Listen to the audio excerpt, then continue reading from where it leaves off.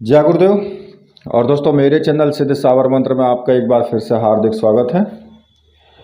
और देखिए, आज मैं आपके सामने जो साधना मैं आपको बताने वाला हूँ वो साधना एक प्रचंड और बहुत ही उग्र साधना है, कंकाल भैरव साधना।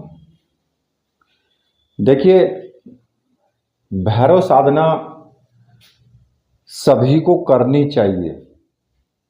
अब किस लिए करनी चाहिए कि अगर आपको कोई महाविद्या सिद्ध करनी है, जैसे कि धूमावती, बगलामुखी, तो प्रत्येक महाविद्या के साथ एक भैरव होते हैं। और जब आप भैरव साधना कर लेते हैं तो उसके बाद ही आप महाविद्या को पूर्णतः रूप में सिद्ध कर सकते हैं, अन्यथा महाविद्या सिद्ध नहीं होगी, इतने भैरव साधना आप नहीं करेंगे। तो देखिए, भैरव साधना जीवन में एक महत्वपूर्ण साधना है। चाहे आप गृहस्थ हों, चाहे आप सन्यासी हों, चाहे किसी भी प्रकार से आप जीवन व्यतीत करते हों, अगर आप इस संसार में, इस दुनिया के अंदर रहते हैं तो निश्चित रूप से दुख और सुख आपको प्रभावित करते ही करते हैं। तो इसलिए भैरव साधना भय और समस्त दुखों का नाश करने के लिए होती है, इसलिए ये साधना भी जरूरी है ही। और देखिए, जो कंकाल भैरव की साधना है ये बहुत उग्र साधना है और अक्सर इसको शमशान में ही सिद्ध किया जाता है। जलती चिता के सामने आहुतियाँ दी जाती हैं, वहीं पर बैठ करके साधना की जाती है। और जो आहुतियाँ हैं, अगर आप तामसिक रूप से साधना कर रहे हैं तो फिर आपको शराब की, मांस की, ये सभी आहुतियाँ आपको देनी पड़ती हैं। और आप देखेंगे कि जब भैरव जी के सामने प्रकट होने से पहले पूरे वातावरण में एक प्रकार से चीत्कार होने लगती है, एक अंधड़ सा उमड़ने लगता है, पेड़ पौधे उखड़ करके गिर जाते हैं, पक्षी इधर उधर रात में भागने लगते हैं। मतलब कि इतना भयानक वातावरण हो जाता है वहाँ का कि अगर साधक दृढ़ता के साथ नहीं बैठा रहा तो वहाँ से उठ करके भाग खड़ा होता है। और जैसे ही वो वहाँ से उठ करके भाग खड़ा होगा तो समझ लिए कि उसके या तो प्राण निकल जाएंगे या फिर वो पागल अवस्था में चला जाएगा। जो तामसिक साधना होती हैं उनके अंतर्गत ऐसा ही होता है। लेकिन इसी साधना को, जो कंकाल भैरव की साधना है, इसी साधना को अगर सात्विक रूप में किया जाए तो सात्विक रूप में सामने आपके प्रकट भी होंगे और आपको किसी भी प्रकार की कोई समस्या भी नहीं होती है। और आप इस साधना को अपने घर में भी कर सकते हो, कहीं एकांत में भी कर सकते हो, किसी प्रकार की कोई भी प्रॉब्लम नहीं है। लेकिन साधना करने के लिए जो साधक है उसके अंदर पूरा दमखम और भय मुक्त होना चाहिए, क्योंकि ये साधना उनके लिए नहीं है जो बहुत ज़्यादा डरते हैं या रात्रि में वो एकांत में बैठ करके मंत्र जाप भी नहीं कर सकते। तो ऐसे व्यक्ति इस साधना से दूर रहें, ठीक है। लेकिन ये जो साधना मैं आज आपको बताऊंगा, ये साधना सौम्य रूप में साधना है, क्योंकि मैं तामसिक रूप से तो साधना में बताता ही नहीं हूँ बिल्कुल भी। और अगर मैं बताता भी हूँ तामसिक रूप से तो मैं आपसे पहले बोल देता हूँ कि भाई ये तामसिक रूप की साधना है और इस साधना को करने के लिए आपको संपूर्ण रूप से दमखम चाहिए। और वही साधना करने के लिए बैठे कि जो समझे कि मैं मर चुका हूँ, ठीक है। अब बात आती है कि भैरव साधना ही क्यों करते हैं लोग, यह कारण क्या है इसका। देखिए, आज के युग में जबकि जो बाधाएं हैं वो पग पग पर हों और व्याभिचार की जो प्रवृत्तियां हैं वो सिर चढ़कर बोलने लगी हों, तब भैरव साधना का प्रभाव स्वतः ही सबसे अधिक महत्वपूर्ण सिद्ध हो गया। जिस प्रकार एक पवित्र स्थान के चारों ओर कांटों की बाड़ लगाई जाती है ना, कि उसे कोई अपवित्र ना कर दे, उसी प्रकार अपने जीवन के श्रेष्ठ चिंतन को और अपने व्यावहारिक जीवन को सुरक्षित रखने के लिए इस प्रकार की तीक्ष्ण साधना की जो बाड़ है वो अवश्य ही लगानी चाहिए, जिससे कि वो अपवित्र ना हो सके। अब घर में चाहे आपके पितृदोष हो या फिर अनायास ही कलह यानी लड़ाई झगड़े होते रहते हों, या विशेष कारण न होने पर भी फिर भी आपस में मतभेद हों, जायदाद के बंटवारे की स्थिति बनती हो, हत्या की धमकी दी जाती हो, मानसिक सुख संतोष चला गया हो, भय का वातावरण है, तनाव की स्थिति है, जीवन में किसी भी प्रकार की समस्या या बाधा आ गई है, या फिर कोई व्यक्ति आपके सामने आपको मारने की धमकी देता है, आपका जीना हराम किया हुआ है, या फिर किसी भी प्रकार का उसने तंत्र प्रयोग करके आपका जीना हराम किया हुआ है, पूरे घर को उसने शमशान बना दिया है, तो यदि ऐसी स्थिति है तो उस स्थिति में कंकाल भैरव साधना अगर कोई संपन्न कर लेता है तो उसी क्षण से उसे समाधान मिलना प्रारंभ हो जाता है। जो उच्च कोटि की जो साधनाएं हैं, उन साधनाओं में सिद्धियों का प्रसन्न या फिर गृहस्थ जीवन में पूर्णता भैरव साधना संपन्न किए बिना सामान्य जीवन जो है वो बाधा रहित नहीं हो सकता है, बिल्कुल भी नहीं हो सकता है। आपको पग पग पर समस्या लगती है, पग पग पर भय है आपके अंदर, या फिर किसी भी साधना को करने का भय जो आपके अंदर होता है कि मुझे डर लगता है, अगर मैं कोई साधना करने बैठता हूँ तो मुझे डर लगता है, अगर ऐसी स्थिति है तो फिर भैरव साधना पहले करो, जिससे कि डर आपके अंदर से गायब हो जाएगा।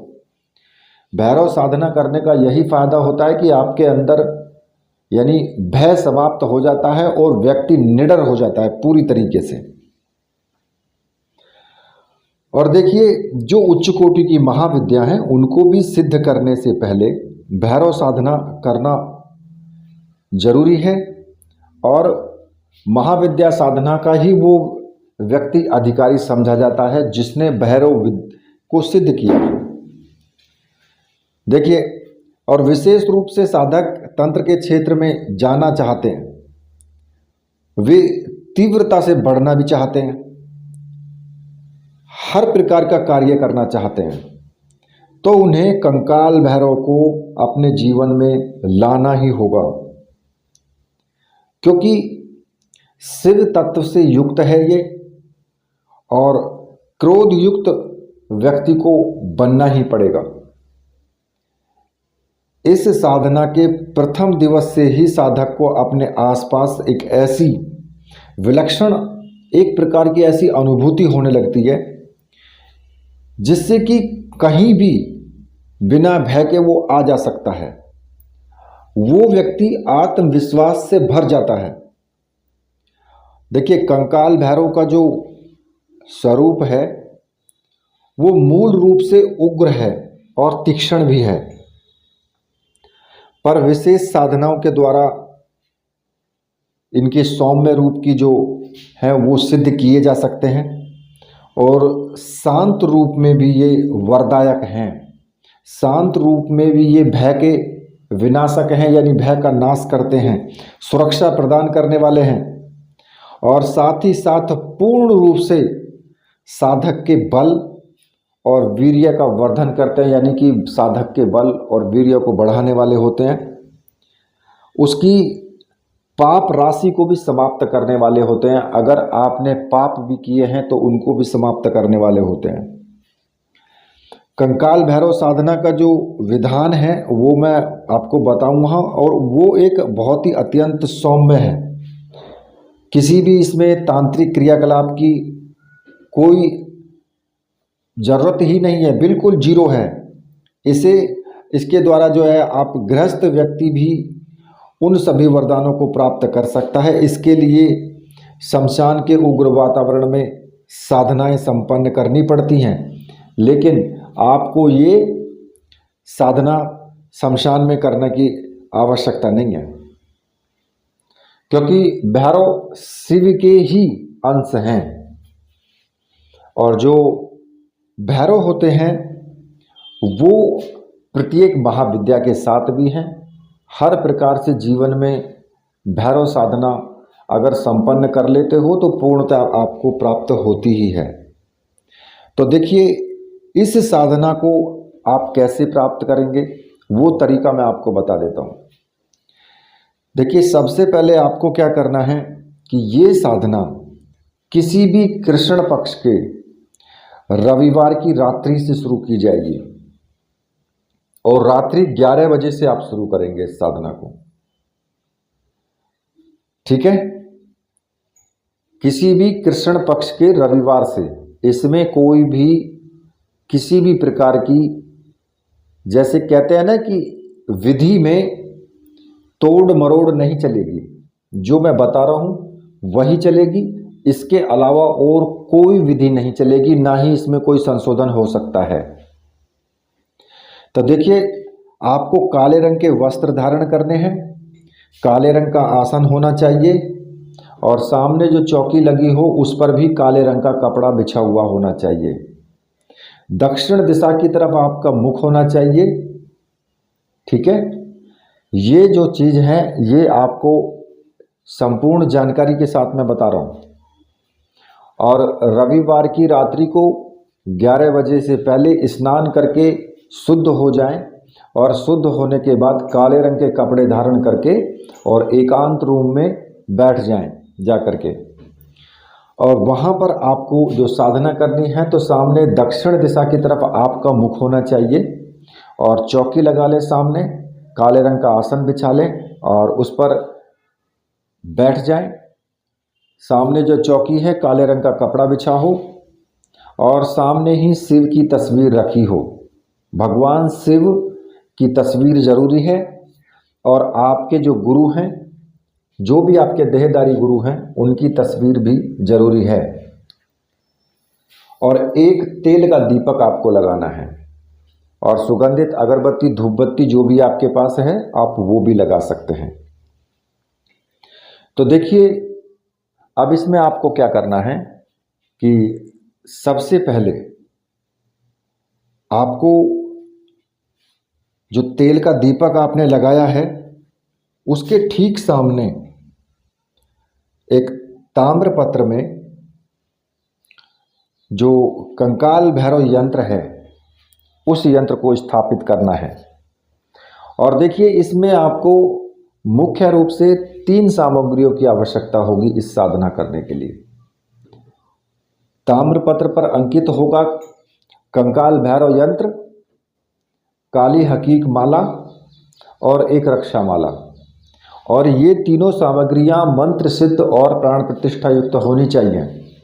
अगर आपको ऐसी सामग्री चाहिए तो फिर आप मुझे व्हाट्सएप कर सकते हैं। मैंने वीडियो में ही व्हाट्सएप नंबर दिया हुआ है, वहाँ से आप मुझे व्हाट्सएप करके और सामग्री आप प्राप्त कर सकते हैं और ये साधना कर सकते हैं आप।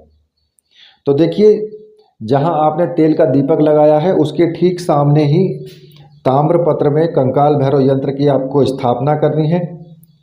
और ये जो भैरव यंत्र है इसमें 108 भैरव के स्वरूपों को आबद्ध किया गया है। इसमें आपको आवरण पूजा या बलि आदि इनकी कोई आवश्यकता नहीं होती है। किसी भी प्रकार की बलि आदि देने की कोई आवश्यकता नहीं है। तो देखिए, सबसे पहले आपको क्या करना है कि सबसे पहले आपको अपने गुरु का पूजन करना है। अपने गुरु का पूजन करना है। गुरु आपके जो भी हैं, देहदारी गुरु हैं, जिन्होंने आपको गुरु मंत्र दिया है, उनकी तस्वीर होनी चाहिए और गुरु का पूजन करें। धूप से, दीप से, पुष्प से, चावल से और सिंदूर का टीका लगाएं गुरु जी के मस्तक पर और अपने मस्तक पर भी सिंदूर का टीका लगाएं। और गुरु जी से हाथ जोड़ करके प्रार्थना करें, गुरु का ध्यान करते हुए कि गुरुदेव मैं कंकाल भैरव साधना संपन्न करने जा रहा हूँ और इस साधना में मुझे पूर्णतः सफलता मिले, मुझे आप आशीर्वाद दीजिए और मुझे आज्ञा प्रदान कीजिए। इतना कह करके गुरु मंत्र की एक माला का जाप जरूर कर लें। ठीक है, एक माला, 2 माला, 5 माला, जो आपकी इच्छा हो वो करें। अगर आपके गुरु नहीं हैं और भगवान शिव को आपने गुरु माना है, यानी कि भगवान महाकाल को ही आपने गुरु मान करके चल रहे हैं, उन्हीं को आप गुरु मानते हैं, तो फिर आपको भगवान शिव की पूजा करनी है। और देखिए, भगवान शिव के तो ये अंश हैं और आपने भगवान शिव को ही, उस महाकाल को ही गुरु माना है, तो फिर बात ही खत्म है फिर तो सब। क्योंकि जब महाकाल ही स्वयं आपके गुरु हैं तो फिर ये भैरव क्या उनके सामने हैं फिर, क्योंकि गुरु तो आपके स्वयं उनके जो कहते हैं ना कि जो अधिकारी हैं वही हैं। तो अगर भगवान शिव को गुरु माना है तो फिर आप भगवान शिव का पूजन करेंगे और भगवान शिव का ध्यान करके उनसे प्रार्थना करनी है कि हे भोलेनाथ, हे मेरे परम, हे मेरे गुरु, मैं कंकाल भैरव की साधना करने जा रहा हूँ और इस साधना में मुझे पूर्ण सफलता मिले। आप मुझे आशीर्वाद दीजिए और मुझे आज्ञा प्रदान कीजिए और मैं आपके संरक्षण में हूँ और आप मेरी रक्षा कीजिए। तो इतना कह करके और ओम नमः शिवाय मंत्र का कम से कम 1 माला, 5 माला, जो भी आपकी इच्छा है उतना जाप करें। ठीक है, अब इसके बाद आपको क्या करना है, इसके बाद आपको थोड़े से चावल लेने हैं, सीधे हाथ से उल्टे हाथ पर, और सीधे हाथ से उन चावलों को मंत्र पढ़ते हुए चारों दिशाओं में फेंकते रहें। मतलब कि पूरे चारों दिशाओं में उनको छिड़क दें। और जो मंत्र बोलना है वो मैं आपको बता देता हूँ। ओम असर्पंतु ये भूता है भूमि संसिता, ये भूता विघ्न कर्तास्ते नश्यंतु शिवाज्ञा, अपक्रमाणांतु भूतानि पिशाच सर्वतो दिशम सर्वेषां विरोधेन पूजा कर्म समारंभे। इस मंत्र का जाप करते हुए चारों दिशाओं में आप चावल के दाने बखेर दें। तो जहाँ तक आपके चावल के दाने चले जाएंगे वहाँ तक किसी भी प्रकार का कोई भी उपद्रव आपकी जो साधना है उसके बीच में नहीं आएगा। ठीक है, या फिर आप ऐसा भी कर सकते हैं कि जो आपके पास भैरव मंत्र है, जो भैरव रक्षा मंत्र आपने कोई सिद्ध किया है, तो आप भैरव रक्षा मंत्र से ही आप चारों तरफ घेरा भी बना सकते हैं। ठीक है, और उस घेरे के अंदर बैठ करके, चाहे वो आप जल से बनाएं चाहे कील से बनाएं, जैसे भी उसका विधान है घेरा बनाने का, आप उस घेरे के अंदर बैठ करके भी साधना कर सकते हैं। आप ऐसा भी कर सकते हैं। तो इसमें कोई भी, आप दोनों प्रकार से रक्षा मंत्र का इस्तेमाल कर सकते हैं। और भैरव जी की साधना कर रहे हैं तो भैरव रक्षा मंत्र का ही अगर इस्तेमाल करते हैं तो और भी अच्छी बात है। तो देखिए, जब आप इतना काम कर लेंगे तो उसके बाद फिर आपको जो कंकाल भैरव का जो यंत्र है, उस कंकाल भैरव के स्वरूप का आपको पूजन करना है और उस यंत्र की आपको पूजन करना है। देखिए, जो भैरव जी का स्वरूप है बहुत उग्र स्वरूप है और शांत स्वरूप भी है। तो आप शांत स्वरूप का ध्यान करेंगे और जो यंत्र है, यंत्र के ऊपर पुष्प, चावल और टीका सिंदूर का लगाएं, धूप दीप दिखाएं। इस प्रकार से यंत्र की पूजा करें, भैरव जी को प्रार्थना करें। भैरव जी का एक प्रकार से आप उनके आदर के साथ में उनसे निवेदन करें और उसके बाद जो रक्षा माला है उसको अपने गले में धारण कर लें। तो देखिए, इतनी पूजा जो आपने की है, ये पूजा आपको प्रतिदिन करनी है और इसी प्रकार से आपको करनी है। इसमें कोई भी संशोधन नहीं चलेगा। बिल्कुल सेम ऐसी ही रहेगी ये, ठीक है। और उसके बाद जो जो भैरव माला है यानी काली हकीक माला, उससे आप मंत्र जाप शुरू करेंगे। और जो मंत्र आपको जपना है वो मंत्र मैं आपको बता देता हूं। मंत्र इस प्रकार से है, ओम ऐं क्लाम क्लीं क्लूं ह्रां ह्रीं ह्रूं सः वम ओम। इस मंत्र का आपको 11 माला का जाप करना है, केवल 11 माला का जाप करना है। 11 माला का जाप करना है और 21 दिन लगातार करना है, ठीक है। और जब आप 11 माला का जाप कर लें तो उसके सामने जो आपने भोग लगाया है, क्योंकि भैरव जी के सामने भोग तो आपको लगाना ही पड़ेगा, गुड़ का या चने का जो भी आपने भोग लगाया है, उस नैवेद्य को किसी भी कुत्ते को आपको खिला देना है। ये आप प्रतिदिन करें और ज़रूरी नहीं है कि रात्रि में ही खिलाएं, आप सुबह के टाइम उस भोग को उठा करके किसी भी कुत्ते को आप खिला दें। और देखिए ये 21 दिनों तक लगातार आपको जारी रखना है। और मंत्र जाप के दौरान यदि विचित्र ध्वनियों का चीत्कार हो या ऐसा कोई शब्द आपको सुनाई दे, कोई चीखने की आवाज़ या फिर विचित्र सी ध्वनियाँ, तो आप विचलित ना हो बिल्कुल भी, आप साधना करते रहें, ठीक है। क्योंकि जब साधक धीरे धीरे कंकाल भैरव की जो धूमिल छवि है ना, देखते हुए क्रमशः उसको भयमुक्त होने लगता है। वो सबसे पहले आपको चीत्कार सुनाई देगी, इधर उधर ध्वनियाँ सुनाई देंगी, कहीं धूम धड़ाम की आवाज़ आएगी, कहीं कुछ होगा, कहीं कुछ गुर्राएगा, कहीं कुत्ता भौंकेगा, कहीं कौवे चिल्लाएंगे। तो ऐसी जो ध्वनि आने लगे तो उसमें डरने की आवश्यकता नहीं है बिल्कुल भी, साधना अपनी जारी रखें। और अगर आपको, क्योंकि जो भैरव हैं कंकाल भैरव, जब तक आप भयमुक्त नहीं हो जाओगे, जब तक आपके अंदर का डर नहीं निकल जाएगा, तब तक वो सामने प्रकट नहीं होंगे आपके। सबसे पहले वो आपके सामने एक धुंधली सी छवि में प्रकट होंगे, धुंधली सी छवि में आपको दिखाई देते रहेंगे। और जब धीरे धीरे धीरे धीरे आपका भय निकल जाएगा, आपके अंदर से जो डर है वो खत्म हो जाएगा। और जब उनको लगेगा कि मेरे भक्त को अब कोई डर नहीं है, तो तब वो अपने स्वरूप को आपके सामने प्रकट करते हैं।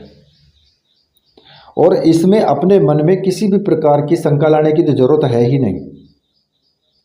प्रतिदिन जो आप प्रतिदिन मंत्र जाप करें, उसके बाद जो भैरव जी का या भगवान शिव का जो भी दाहिना हाथ है, मतलब कहने का ये है कि प्रतिदिन के जप को उन्हीं को समर्पित कर दें। रोज आप जप करें और लास्ट में उनको जप जो है समर्पित कर दें। और अंतिम दिन यानी 21वें दिन जब इष्ट के आपको सौम्य रूप में दर्शन होंगे, जब आपको सौम्य रूप में दर्शन प्राप्त हो जाए उनके, तो उनसे श्रद्धापूर्वक प्रणाम करें उनको और उनसे विनयपूर्वक जो है प्रार्थना करें कि वो जीवन भर सहायक और रक्षक बने रहें, ठीक है। और हर प्रकार से सुख समृद्धि सब कुछ प्रदान करें और मेरी रक्षा करते रहें। तो अब वो फिर आपको आशीर्वाद दे करके अंतर्ध्यान हो जाएंगे और आपकी साधना सफल हो जाएगी। देखिए, जितनी मैंने सरलता से बताया है उतनी सरलता से सिद्ध नहीं होगी। ये भी निश्चित है, आपको बहुत दृढ़ प्रबल रूप से जो है कठोर बन करके रहना पड़ेगा, नियमों का पालन भी करना पड़ेगा, ठीक है। और देखिए, जब आपके 21 दिन पूरे हो जाएं तो 21वें दिन फिर आप इस माला को, यंत्र को, जो भी आपकी सामग्री है, सबको उसी चौकी पर बिछे हुए काले कपड़े में लपेट करके और कहीं पर भी नदी में आप विसर्जित कर दें। और फिर जब भी आपको कभी कोई प्रयोग करना हो तो एक मंत्र का जाप करें, एक बार मंत्र का जाप करें और भैरव जी से मन ही मन प्रार्थना करें जो आपका कार्य है, आपका कार्य 100% पूरा होगा। तत्क्षण पूरा होगा, वो उसे कोई नहीं रोक सकता है। ठीक है, लेकिन इस साधना को करने के लिए कुछ नियमों का भी पालन करना होगा। मुख्य रूप से आपको ब्रह्मचर्य व्रत का पालन करना है। ब्रह्मचर्य व्रत का पालन तो करना ही करना है, साथ में यम नियम के सिद्धांत जो भी हैं उनका भी पालन आपको करना है। हमेशा ईर्ष्या नहीं करनी है, किसी से द्वेष नहीं रखना है, किसी को बुरा नहीं बोलना है, किसी के साथ बुरा नहीं करना है, किसी का दिल नहीं दुखाना है, झूठ नहीं बोलना है, चोरी नहीं करनी है। मतलब कि ये सब चीज़ें जो है आपको अपने जीवन में उतारनी होंगी। सात्विक भोजन करें, चाहे भोजन आप 2 टाइम करें, लेकिन सात्विक भोजन करें, सात्विक तरीके से रहें। ऐसा नहीं है कि आप कंकाल भैरव की पूजा कर रहे हो तो दारू में डूबना शुरू हो जाओ कि नहीं भैरव जी पी रहे हैं तो हम भी पिएंगे, ऐसा नहीं होता है। आप सात्विक यानी सौम्य रूप में उनकी पूजा कर रहे हो, और सौम्य रूप में पूजा करने का मतलब होता है कि वो भी सौम्य है तो आपको भी सौम्य रहना होगा। तो इसलिए इन सभी नियमों का पालन भी करें और इस साधना को संपन्न करें। इसी के साथ अब मैं वीडियो को यहीं पर समाप्त करता हूं। तो मेरे साथ बोलिए, बोले वीर बजरंगबली हनुमान जी महाराज की जय, बोलिए मेरे परमहंस गुरुदेव की जय।